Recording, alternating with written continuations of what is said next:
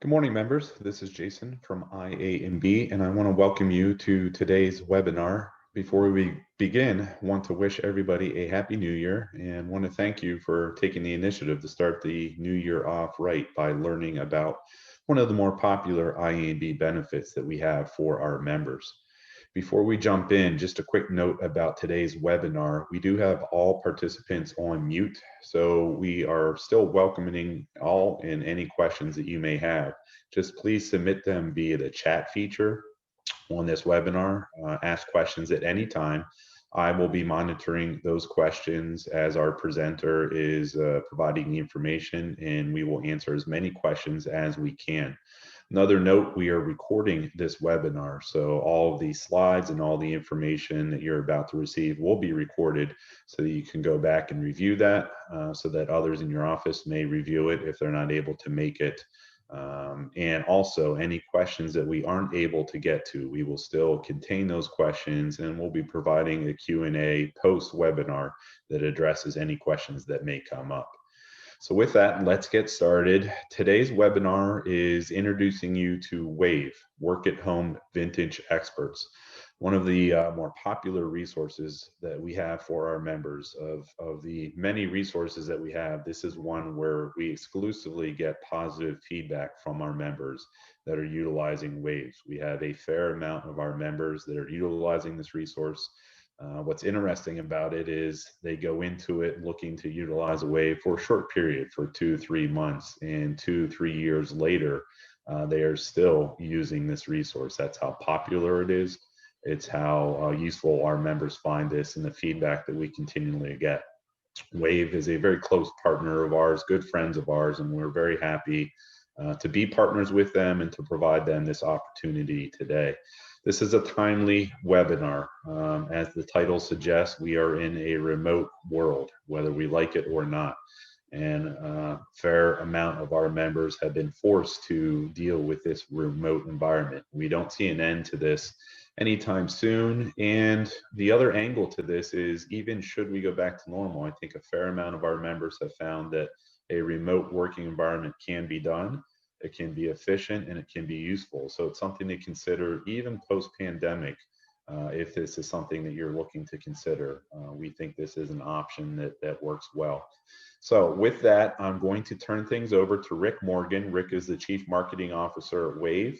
He is going to speak to you over the next 40-45 minutes, introducing WAHVE and the various angles to it. Again, please suggest any or submit any questions via the chat feature. I'll be monitoring as Rick is speaking, and I will ask that. So let me drop out and provide screen sharing to Rick. Rick, show is yours. Please take over. Okay, hold on a sec. I'll get it here. Share. Is that working? Yes, we can see Excellent. your screen We have share. you, Rick. We just can't hear you. Make sure you're unmuted and you can begin. Well, I was. Gosh, oh, you can't hear me? We can hear you. Still... We can hear okay. you. Because I was going to say, I think. Go Okay, ahead, good. turn on your camera as well. We need your camera as well, please. Hold on then. Oh man. Okay. I'm actually going to send you a request for your camera. You might be able to just click on yes. I got it. See you. Okay, we see you. Okay. All right. Home. Okay. Can you still see everything? Is it all? Are we good? Everything is perfect. You're good to go. Okay. Well, thanks, Jason, and the rest of the IAMB staff. You guys have been great to work with, and we certainly appreciate our partnership with your association. And thanks for everybody that's joined us this morning. I hope this gives you some information. I think what my plan is to talk a little bit about WAHVE, to give some context and some background and some history. I'll then spend a little bit of time going over some of the issues around remote hiring, finding talent, onboarding that talent, evaluating it, interviewing that talent, all of those kinds of issues. And we'll talk some about that. And we'll also talk about just the new virtual world we're all living in. So with that, we'll go ahead and get started. So a little bit about WAHVE. About 11 years ago, Sharon Emick, who at the time was an agent, a broker in New York City, had this brainstorm. She probably woke up at 2 in the morning, like some of us do every once in a while, thinking, "Oh gosh, here's a thought."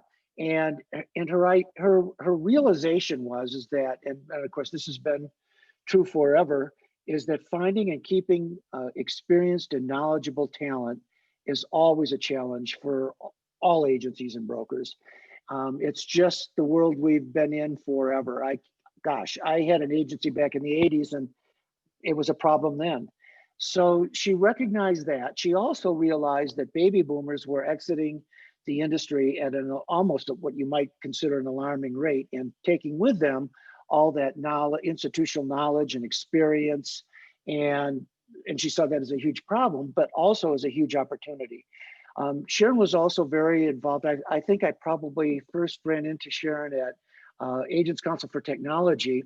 So she was very connected with or understood technology, was very involved with technology, and understood the potential it had to kind of reinvent our world. And so she thought her idea was what ultimately turned into WAHVE, which was to take retiring people from the industry and give them the opportunity to work remotely for agencies anywhere in the country, and work from home, with those agencies anywhere in the country. As you can imagine, 10 or 11 years ago, the idea of remote workers was scary at the very best for most agencies, for our industry in general. The assumption was, or the belief was, that people who worked from home would never work. They weren't productive. They sat at home, in front of the TV all day or goofed around, and it just wasn't going to be something that an agency would enthusiastically endorse.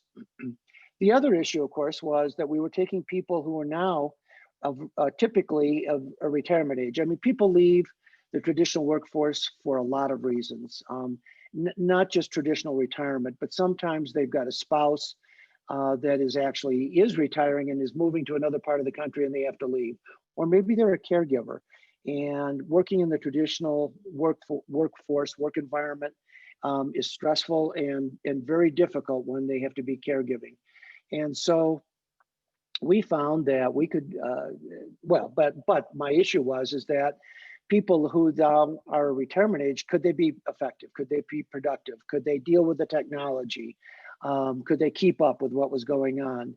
And here we are 11 years later, and we have all this experience of people doing exactly that. And interestingly enough, of course, COVID came along and forced pretty much our entire industry to experience what we had been doing for 10 years, and what we really knew and understood worked. People could be effective. In fact, we're typically more effective, at least as effective or more effective than their in-office counterparts. And people of traditional retirement age also could be very productive, could contribute in a very successful way. And so WAHVE was launched, of course, 11 years ago, and now we've got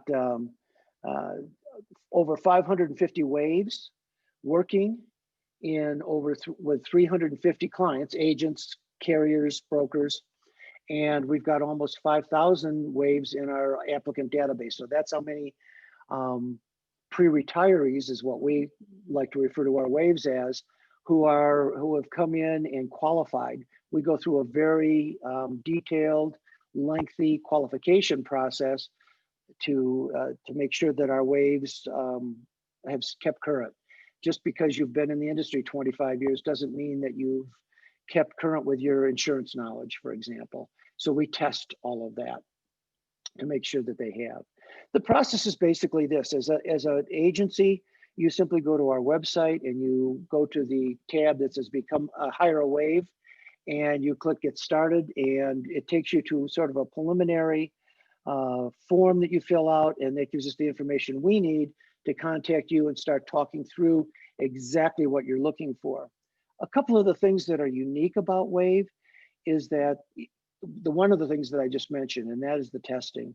When a potential WAHVE, an applicant comes to us, they go through actually a qualification process that takes several hours, an interview and qualification process. And we make sure that their resume is updated.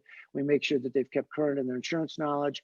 We make sure that they have the technology skills that will enable them to work remotely, and that they have the personality that will allow them to work remotely.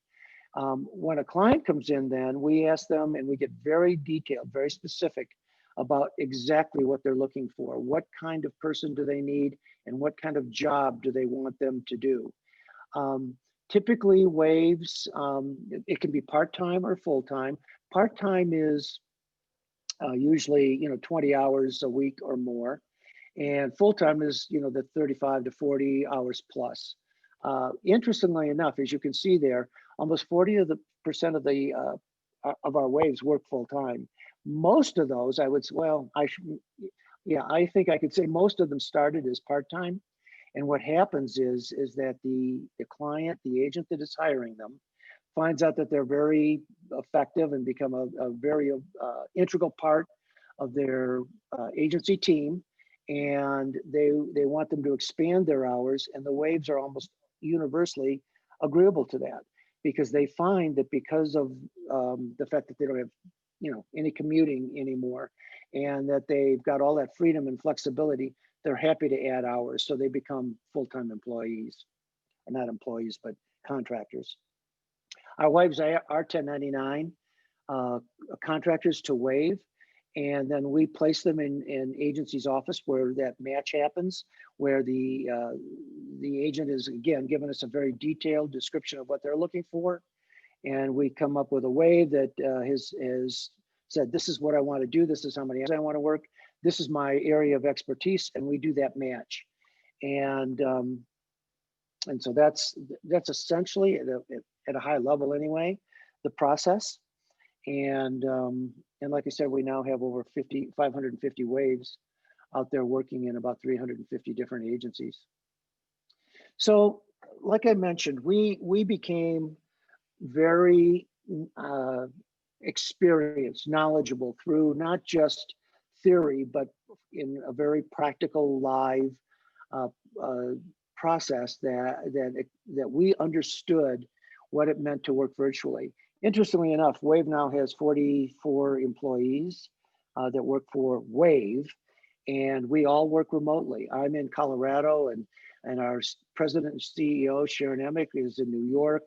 Bill Hunt, our sales person, lives in Phoenix. We've got people in Las Vegas, Florida, California. So we're all over the country. We do not have a physical office. So we very much were living the life that many of you were forced into as a result of COVID. And we've taken that experience, I guess interestingly enough, to help a lot of associations and agencies and carriers through this difficult time because of our experience. I think the agencies, just as an aside, I think many of the agencies that had WAHVEs on their staff working for them really benefited in a sense from that more than in pre-COVID, because those WAHVEs could help. Well, first of all, they were somewhat experienced in remote work and setting up virtual employees or WAHVEs, and put them out there, their own employees or WAHVEs, and put them out there, and they understood how that all worked. So that, I think that did help them some. But in the COVID pretty much changed everything. We went to 100% remote workforces, and gosh, if you took the industry and you'd asked them 2 years ago if that would ever happen, I mean, it would have been the craziest thought ever. And of course, we were forced into it. And to the industry's credit, I think we've done an amazing job as an industry overall. And I think the associations have helped in that way. The Big I has helped. I think that all of you have just done an incredible job making this work for you and your employees and your customers ultimately. You figured it out, and I think that's just a huge credit to our industry, the way we've responded to this. So, you know, that's just a very cool thing to see, to watch happen, as we've talked to many clients and agencies that have come to us and have talked about their experience.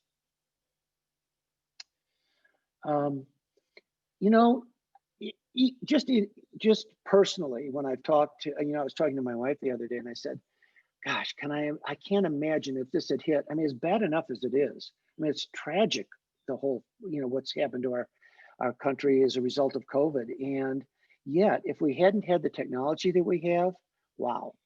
I can't imagine. You know, we haven't seen our kids and grandkids in over a year now, and yet we do Zoom with them all the time. And so, you know, from that perspective, I'm just so thankful that we have some of the technology that we have, and that we can work remotely, and that we can stay in touch and do things like we're doing today, thanks to technology. So I think that's a good thing.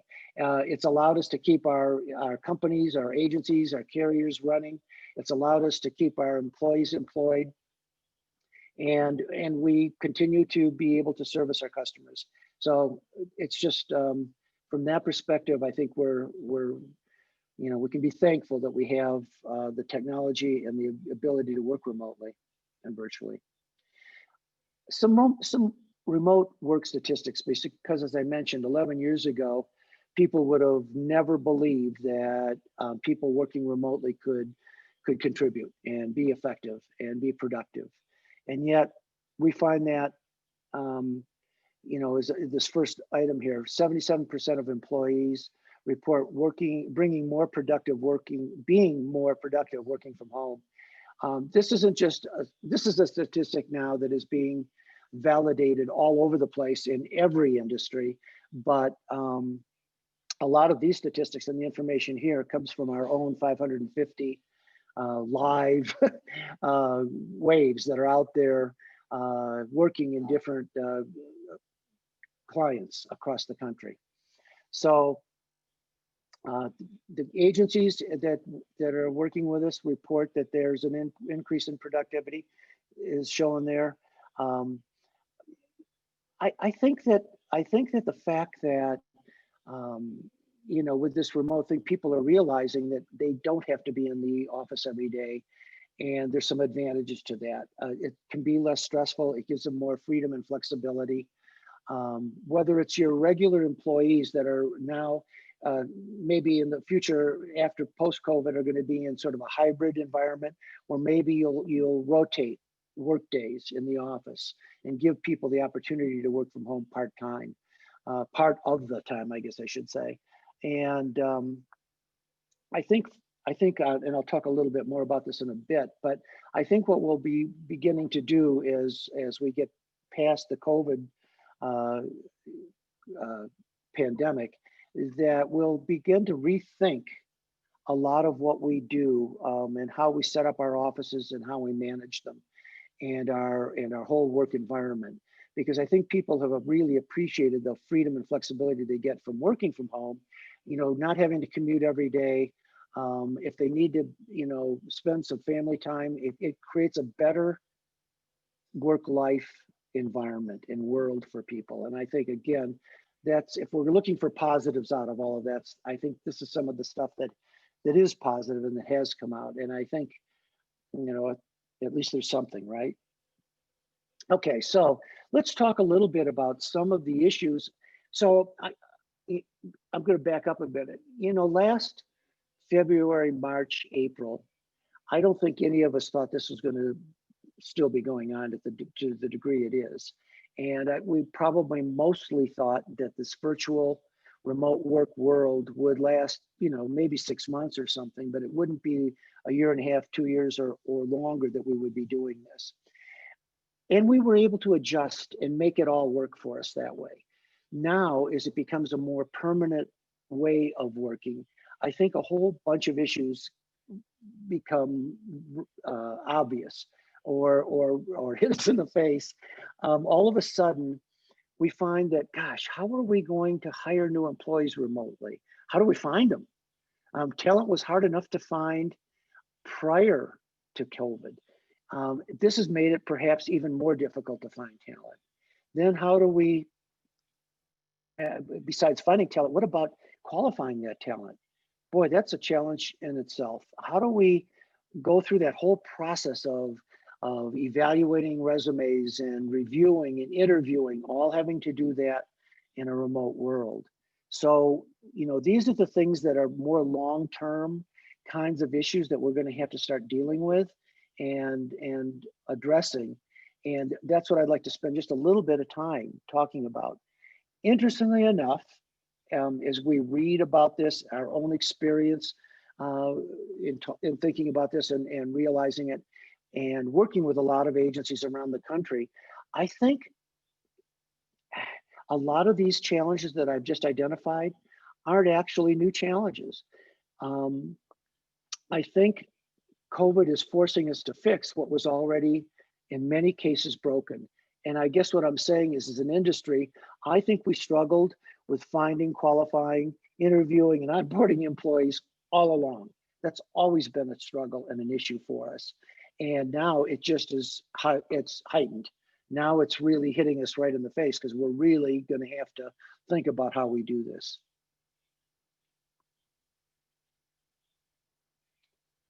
Okay, wait a minute here. So, are we still functioning in an old paradigm? These are a lot of the issues that have always been with us. And again, are just things that we have to think about, evaluate, and perhaps discuss or create process and procedures around that have always been with us. And I think many times in our hiring process, we short circuit a lot of this. We don't really go through the steps necessary to make sure that we get the right hire and that it works for us and that it's a good long-term solution to an issue that we may have or that need that we have, regardless of where that need exists in our organization. In a previous life, I did a lot of agency consulting, and I can tell you that that's always been true. So way before COVID, we were struggling with a lot of these particular issues that I'll go into a little bit in a little bit more detail. So recruiting challenges, virtual or not. So all along we've had, in our world with low unemployment, there's just less people out there that are looking for jobs. And that might be even heightened now. Attracting the right talent is always a challenge. It depends on where you are located, but if you're in a more remote area and you lose a long-term employee, man, there's just nobody else in your area that is going to qualify. That's going to be the kind of person you need. And so you're going to have to bring somebody on and start from scratch, training them from the bottom up. And that in itself creates a lot of challenges. And so that's going to be tough. Hiring for diversity and inclusion, important in today's world, and just finding anybody is tough enough. Never mind trying to figure out how to really incorporate diversity into our industry. Efficient talent sourcing, building a talent pool. Well, there's just nobody out there anyway, so that becomes difficult. And there, like I mentioned, there's just a lack of qualified applicants. It's been that way for a long, long time, and COVID may have even, maybe it's even more difficult now. As an agency, making sure that you're building a strong brand, what that means in my mind is that you're continuing as you hire new people to keep your culture and your overall brand solid and consistent as your staff changes and evolves. Staying engaged with qualified candidates. Well, again, that's just, since we don't have very many qualified candidates, that may not even be an issue. But anyway, these are the kinds of things that when we've been recruiting all along have always been a challenge and remain a challenge. So questions to add, whoops, wait a minute. Oh, why was that doing that? Help, just a minute, let me try this again. Uh-oh, hold on, I gotta go back. Something happened here. There we go. So things to ask yourself as you begin to think about how you're going to evolve into this hybrid world, or this maybe this post-COVID world, but at least for the foreseeable future, a world which is still pretty virtual. We need to know if we're looking in the right places to fill our candidate pipelines.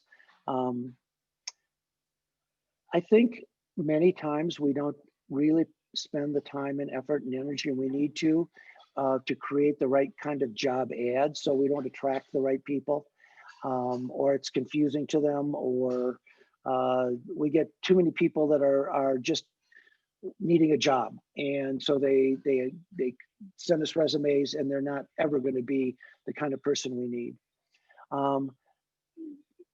We're busy enough, and to just get out there and communicate quickly with candidates, tough to get right back to them many times. Another thing is, have we looked at bias in our selection process? And I'll talk a little bit more about that around blind hiring, blind interviewing.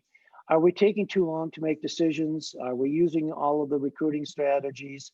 Are we measuring the results of our recruitment strategies? All of those things are things that we have to look at if we're going to improve our hiring process.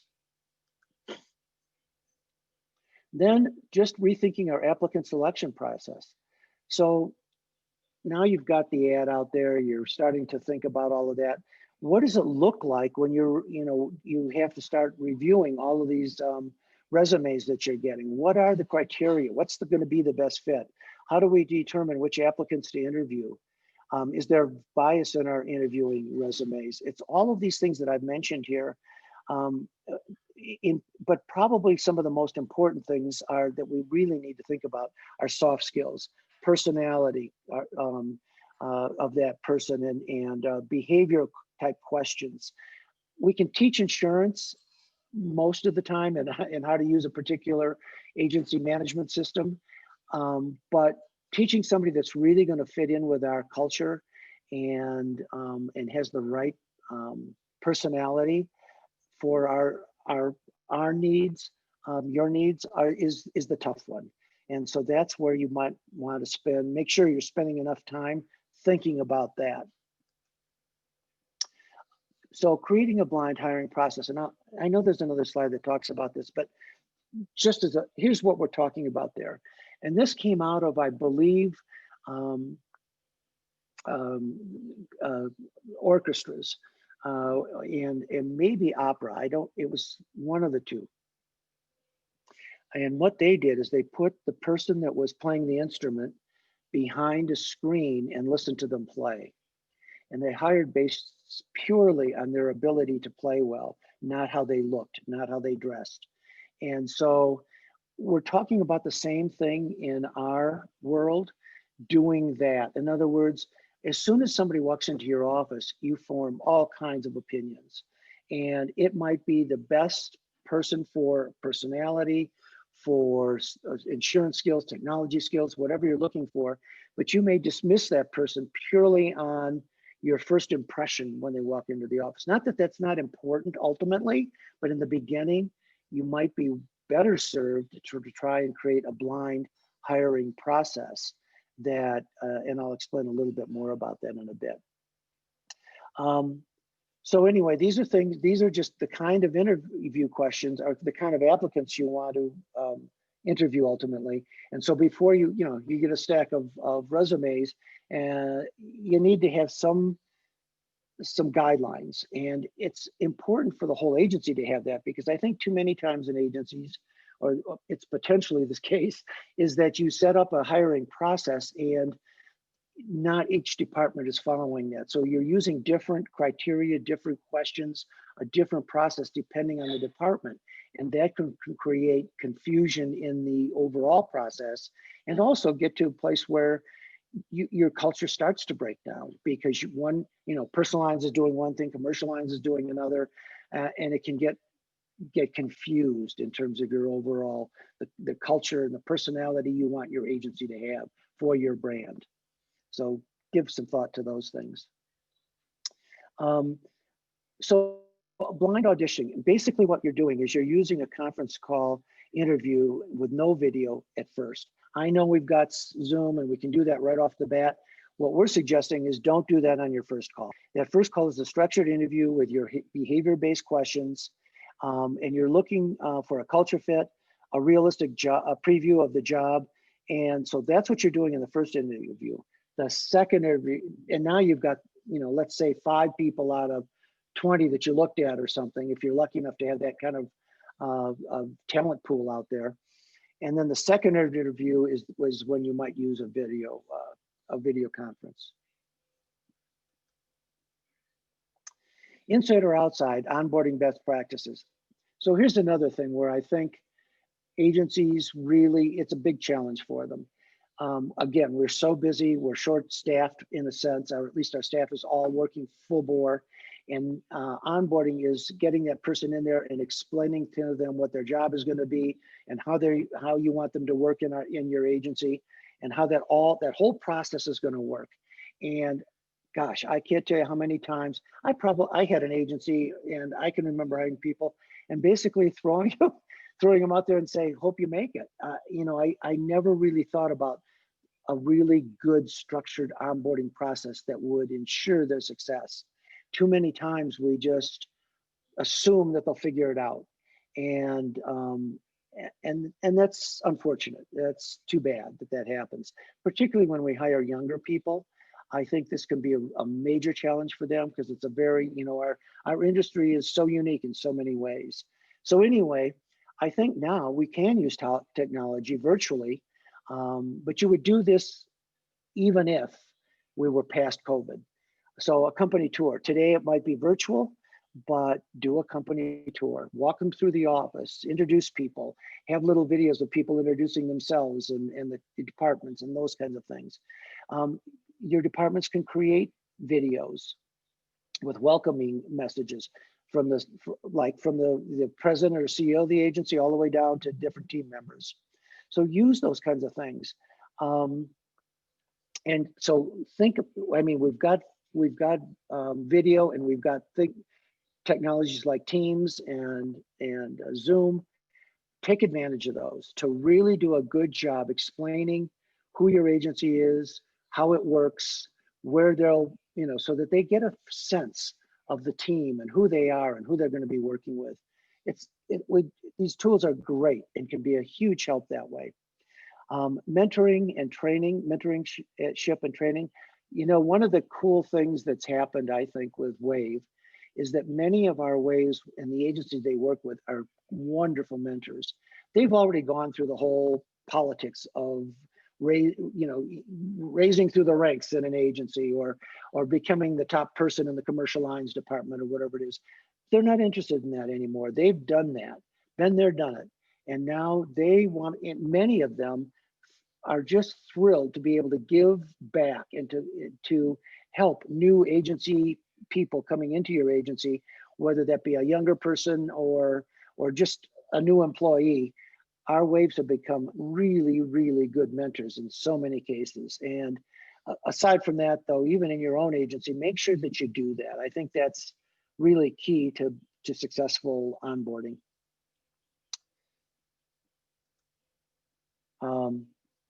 Again, make sure that you highlight your company values, your history, why it's a great place to work, all of those things. Really spend time with that. And of course, then you can get into the specific definition of what the job is going to be and everything. I think a great idea is to give an onboarding gift, something to welcome them. Besides a gift, to have a lunch that first week. It can be a social lunch. I'm assuming that many of you have already done a lot of these things with Zoom. But gosh, you can set up virtual parties, virtual cocktail parties. We've done virtual birthday parties where we've sent out cupcakes to every one of the employees, and their families, or WAHVEs. I use the word employee, but they're not employees. They are contract workers and independent contractors. But we send, in our own team, what we've done where there are employees, we've sent out cupcakes to all of them. And then we've had virtual birthday parties. We've had virtual cheese tasting events. I know that one agency decided to have a pizza lunch because he used to do that on Fridays anyway. And so he had pizzas delivered to all of his employees and had a virtual pizza party. I think those are really, during this time in particular, are really great things to do. I'm assuming that a lot of you have picked up on that and are already doing that. But if you're not, give some thought to it. It's really a great way to help the team through these really difficult, crazy times. They can become very, people working from home can be very isolated if you don't take advantage of those kinds of things. So please do that every chance you get. So we've talked about a lot of this, but use video conferencing to train. Don't use avatars. Let them, people should be on camera. It builds a whole different level of relationship when you do that. Schedule your weekly lunch meetings. Create some after-hour virtual mixers. These are the things I just mentioned. And also, I think lots of times, people working from home are a little bit unclear about a lot of the issues. So create a model of a virtual home office setup. Hopefully, because it's more long-term, people have a unique space where they can work from, not just the kitchen table or the dining room table, but they've got a room that they can set up as their own office. All of our WAHVEs have dual monitors. They're set up with all of the right technology to make sure that they can work efficiently and effectively remotely. So be sure you spend time with all of that. Maybe stand up desks so they get up and move around. Encourage them to take breaks. Make sure that you give them permission to take breaks. That's really critical. It's okay and it's important. So all of those kinds of things, when you're working from home, you can support your virtual team by doing some of those things. Why isn't this clicking? Oh, here we go. Okay, some do's and don'ts then. Design jobs with realistic requirements, create strong employee brand, use data-driven recruitment, remove bias from the resume selection process and interview process, ensure good candidates experience. All of these things are the things that you want to be sure that you go back and look at your hiring process and make sure you're doing. Again, it's over the 11 years that we've been doing this virtually, these are the things, these are the best practices, the things that we've learned that have really helped and made it successful when we put WAHVEs out in different agency environments. So please give some thought to all of that. Don't post phantom jobs. Make decisions don't make decisions based just on the resume. Interview the first, interview live first, don't interview live the first time. In other words, do that blind hiring. Leave interview questions, don't leave interview questions up to the interviewer. Again, if each person is interviewing differently, you're looking for trouble probably. Don't think short term, assume all departments have best practices for onboarding. And don't assume that, but make sure that they do. So those are what I have today. So now we'll go past that. Question and answer time. Yes, thank you, Rick. And You bet. kind of want to bring this full circle. You talked about, you introduced WAHVE, and then we talked about some best practices for the remote working environment and hiring process. And this is a loaded question, of course, but I trust WAHVE throughout the process. You are incorporating these best practices as you're selecting these individuals to come into WAHVE. You're incorporating these interview processes, ensuring that you're getting the best applicants possible to then forward on. So I guess the gist of this is those are great tips for agencies, but you can save yourself a lot of hassle by relying on WAHVE, the company that is incorporating these processes, and these individuals coming on board are going to have these traits and qualities, correct? Yeah, absolutely. We know that your members aren't going to use WAHVE 100%. In other words, we've got a lot of agencies that have 2, 3, 4, 5 WAHVEs. They've worked for that agency up to we've got our first wave is still working, so that's 10, almost 11 years now that that person has been placed in an agency. And our hiring processes are exactly this. And the advantage we have is that we've got national reach. And so we've got people obviously working from Colorado that are working in, in New York or New Jersey or Rhode Island or Massachusetts, wherever. I mean, so that gives us that, again, that hiring, finding talent is probably the single biggest challenge. Just finding people that might work in an agency. And we're going way beyond that. It's not just a warm body. These are people that we're finding that now have, that wonderful experience. They know the agency, we match agency management systems. So if you're on Epic, we find an Epic person. If you're on AMS 360, we find an AMS 360 person. So the training is decreased dramatically and you get somebody with all that experience. So yes, all of the things that I just mentioned, we do. And that's how we do find people. Absolutely. Yep. So we're finding a lot of our members that are utilizing WAHVE are getting that advantage of allow these guys to do the work in pre-screening, pre-qualifying, and then allow them to match. You just answered one of the questions is you do match the AMS systems. And we'll get into some specifics there. So before I get into the questions, some very good ones out there, I just want to relay something that you mentioned, how you look at the work environment differently today. And you just talked about, Colorado WAHVE working for a New York agency. One of the great benefits we found, and this was a great story, a Maryland member of ours is utilizing a WAHVE. They're in Maryland, but their WAHVE is from California. And what it has allowed this Maryland agency to do is stay open technically for their member or for their clients in Maryland until 8 o'clock, because the WAHVE in California is simply working to 5 o'clock normal hours for them, but they're getting customer service extension of their customer service hours and a distinction within their agency to say, hey, we're open to 8 o'clock and we can service any inquiries. They're relying on the WAHVE for that. So just a real life example of one of our members, how they're treating the work environment differently and what you can do there. So Rick, some good, go ahead. Are you going to elaborate on that or? Oh, yeah, absolutely. In fact, we've got that. We've actually got a person who, a WAHVE that spent her whole career in the US, but her husband and she moved to Scotland and she became a WAHVE working over here. So she's in Scotland, but the same idea. A lot of our WAHVEs are not in the state that the client's in, and they do become real integral parts of the team. I will mention too. They're before COVID. I'm sorry. The people we had many of our clients invited them to their holiday parties and flew them in if they needed to, and did that kind of thing. So there's so many wonderful stories about how this has really helped both the person who's had to leave the traditional workforce for a whole host of reasons, as well as the clients that are out there really struggling to find good talent. And I guess one thing I do want to mention is that we have WAHVEs that have experience and skill sets in every position imaginable in the industry, except outside producers. That's the only thing we don't place, obviously, for sure. All right, well, let's run through some questions. I'll try to do them both chronological, but in relation to the discussion we just had. The first question related to my example about the California WAHVE working for Maryland, but this is a general question we've got a couple times, is licensure.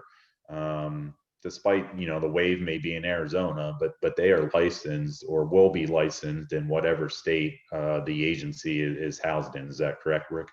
Yes, they'll do whatever. And so yes, we clearly, if they're dealing with customers and a lot of the work they do, they have to be. So that is taken care of. Yes. And that is something that WAHVE takes care of getting the multi-state licensure for the individual. But I would assume in most cases, a lot of these individuals would have that anyway, correct? Correct. Okay. All right. Now let's go chronological. And I guess, yep, go ahead. Ties into that too, because they're 1099s to us. These are turnkey placements in the agency. In other words, you don't have to worry about E&O, you don't have to worry about benefits. All of those things is a WAHVE responsibility, including making sure that they're trained on, on that agency management system. We'll actually do, if they need to be brought up to speed, we'll do some training. So Yep. it's really is kind of a turnkey opportunity for agencies. Good. You picked off a couple of the questions right there with that, but we'll review again. Sorry. Walking through the process, cost. What's the setup fee? And then what on average, what is the fee paid to WAHVE? And is it a contract fee or is it an hourly fee? So here's, this because if you're a member of IAMB, you get 50% discounted on the setup fee. There's a one-time setup fee. That means for your first WAHVE. If you have WAHVEs after that, you do not pay a setup fee. The setup fee is, oh gosh, I'm not in sales, but $2,500, I believe, and IAMB members would pay half that. Right. It's almost always an hourly fee, but it's really, really difficult for me to, and I don't feel comfortable giving you hourly amounts because it really can vary depending on the skill and the requirement of the agency. Sometimes a little bit of the geography of the agency, in personal lines versus commercial lines, bookkeeper versus commercial lines, senior account exec. It can be all over the place. So what I would feel a lot more comfortable with is that if somebody has an issue, just contact us. We'll let you know. Tell us what you're looking for, and we can give you that range quickly and easily in terms of what it will be. But just to give it sets wrong, potentially dangerous expectations if I give, price ranges. We have a number out there. We have a number out there that was worked up for Pennsylvania, Maryland, Delaware, and just to throw a ballpark out there, around $27 an hour was the average within that. Again, I'm not putting you on the spot, but I want to give our members some idea of a range. And absolutely, there's a lot of variables to that. But in order to give you guys an idea of what some cost expectation is, it's that 50% off the one-time setup fee for IAMB members, and then an hourly fee based on variables. But if you use that as a range, I think you would be safe for what is being provided here. Rick, are these both commercial lines and personal lines individuals? Absolutely. We go all the way from commercial lines support team members all the way up to very high level, very experienced commercial lines, CSR, account manager type people who take care of very large, sophisticated national accounts or international accounts. So it could be anything. You can imagine that all of the different people that are coming to us have had positions in agencies all over the country, agents and brokers all over the country, and they've done everything. So yes, we have everything except outside producers. Okay.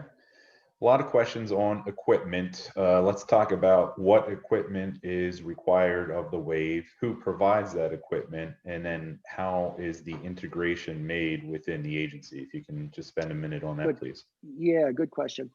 Well, so the WAHVE is responsible for having their own typically it's a laptop. They virtually all have dual monitors. And we require that kind of thing. We also require them to make sure that they have the best Wi-Fi connection available to them in whatever area they're in. And then they're just, as most of the agencies on the call probably have experienced, they're dialing into your agency management system as though they were sitting in the office next to somebody. We have a whole technology team that evaluates the technology capabilities of the individual WAHVE, but also is there to work with both the client, the agency, and the WAHVE in the setup process. We've got actually ex-trainers that have worked with both Vertafore and Applied and the other vendors.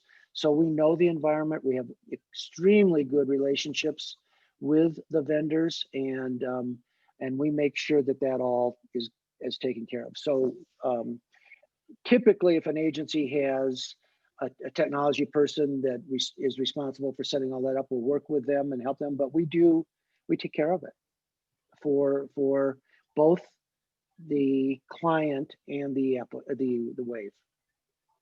Great. And this is one that you did touch on, but I want to make sure members are aware. E&O is a responsibility of WAHVE because this is your employee through WAHVE, independent contractor to the agency. So E&O is taken care of by you, correct? Yeah, they're actually 1099 stuff still, but we do have E&O that covers them. Correct. Yes. Yeah. Now our members. You know, the one thing the agency would have to pay for, but this would be true with any employee, is they need a user license probably. You know, Sure. for Yep. a seat. That's exactly where I was going. Is absolutely. Oh, sorry. Although no, we're on the same wavelength, so that is good. But yeah. That is great. Question logistics here. What point does the WAHVE answer the phone as directed to them from the agency phone system? I mean, I'm assuming that's a seamless process, just as agencies have all of their employees working remotely. I mean, that phone's going to ring for somebody in Arizona. If they're a WAHVE directly, yep. They're answering as if they're the agency, correct? Yes, that's correct. And again, our technology team will work with your technology team. You know, there's no set procedure for that or process, because agencies have different phone systems, different procedures and processes, sure. And we work with them to integrate the WAHVE, just like they've probably done for employees they have right now that are remote. It would really, I would assume it would be no different, but assuming they have set that up for their employees that are remote right now, yeah. With COVID. Good. I believe we got through all questions, working through it. So as we wrap up here, if there's any final questions, please submit. And also, as I indicated, if something comes to mind after the webinar, please contact us at IAMB, and we will be happy to answer that and get those questions addressed. Rick, anything in conclusion that you wanted to cover? No, I would say the same thing. If they do have a question specific, our website is got a lot of the information on it, but there's a lot of ability to contact us or request additional information. We will reach out to you. One of the things that we also do is we have a whole relationship management team. So when somebody gets placed, we don't just drop them off and they don't hear from us again. Both the agency and the WAHVE, we reach out to them early on. It's more frequent, like the first month, and then at the first quarter, and then later on it might be once a year or twice a year that we'll reach out to make sure everything's going well. So we're there to talk with clients, potential clients, and answer any questions they have. Make sure they fully understand the process. Help them with their job descriptions, all of that kind of stuff. So absolutely. And again, I just want to thank IAMB. Really appreciate the opportunity to speak with you this morning. Well, you make us look good. The feedback from our members who are utilizing WAHVE, as I said, has been exclusively positive. This is one of those programs that we continually get the feedback on, and again, members who think that they're going to be doing this for a short period of time are still under contract with WAHVE, and that's a testament to the product. Rick, your contact, if they go to WAHVE, is your contact there? Should additional questions come up, or are you willing to share your email address? Yeah, I think it's actually on the very first slide too. Or somewhere. Okay. Yeah. All right. It is on the very first slide, but it's rick.morgan@wave.com. Simple enough. So, and somebody requested that we share all of these slides with participants. We will absolutely do that. We will be sharing the slide deck. Reminder that this is recorded if you would like others in the office. Rick, thank you so much. Appreciate your time today. Very good information. I suspect you'll be getting some contacts with additional questions. Please, members, reach out to IAMB as well if you want. Please go to our website. Please search on WAHVE. There's additional resources. We answer a lot of the questions on our website that were addressed here, so you can review those. Thank you, members, for your time today. Please take a look at WAHVE. I think this can be a very valuable and timely resource for you. Should you have any questions, please reach out to us. Again, Happy New Year. Thanks for your membership. Rick, thank you very much, and everybody have a great day. Thank you, everybody. Appreciate it. See you. Thank you.